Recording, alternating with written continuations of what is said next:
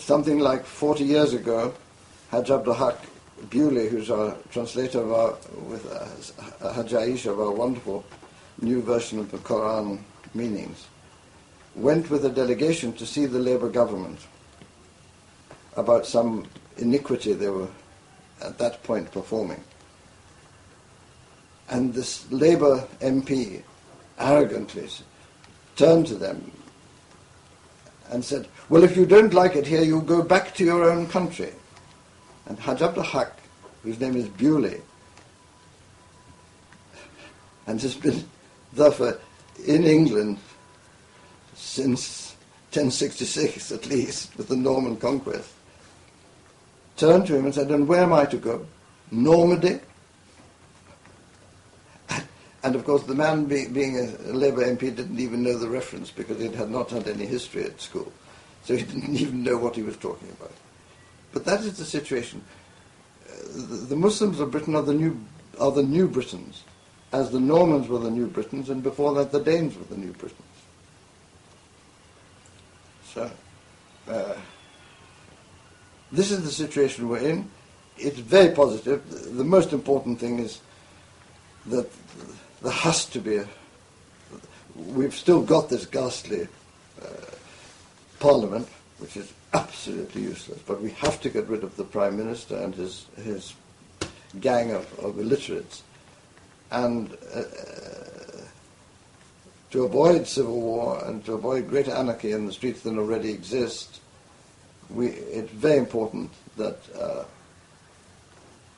that Mr. Cameron becomes Prime Minister.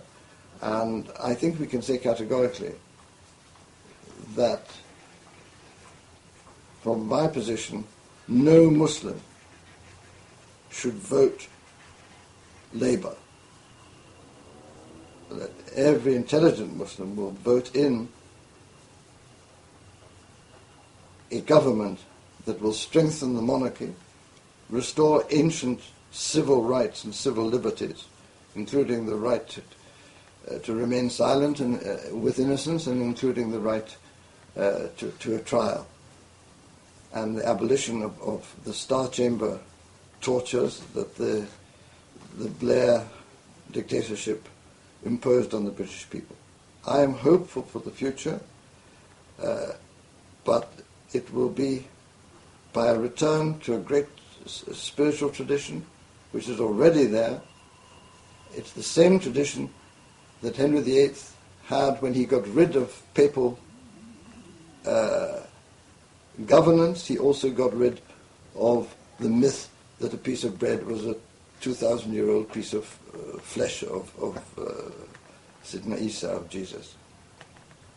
And in the same way, we are now entering the Second Reformation, where we have to get rid of this atheist usury priesthood and its sacrament of paper, money and debt, and bring back free people who will govern themselves under the leadership of a monarch. And if we do that, there's a strong Christian monarch, believe me, in a generation or two generations, then Britain will slowly, slowly take on the new religion as it took it on after Henry VIII, but it struggled all the way through to Queen Elizabeth before it was fulfilled. We ask Allah subhanahu wa ta'ala to give the Muslims of Britain strength. We ask Allah subhanahu wa ta'ala to protect the Christian Queen and her son, and his son in turn, and recall them to their highest duties, and to be the protectors of the Muslims and the protectors of Islam in the country, and to recognize that the Muslims of Britain are the new British. Assalamu alaikum. Wa alaikum salam, Shaykh. Thank you very much.